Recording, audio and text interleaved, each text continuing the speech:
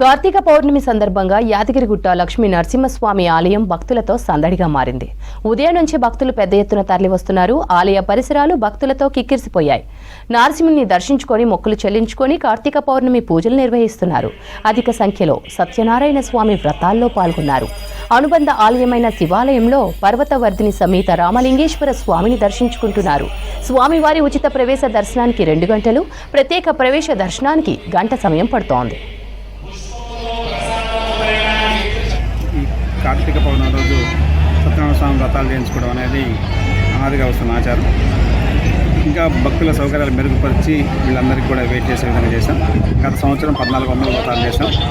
ఇప్పటికే ఆల్రెడీ 1100 టికెట్లు ఇచ్చేసాం. ఇంకొక 1000 అంటే 2200, 2300 ఇవాళ ఒక్కరోజు వ్రతాలు చేయడానికి సామర్థ్యం మాకుంది. దానికి తగ్గట్లు పురోహితులందరినీ కూడా అలాట్ చేసాం.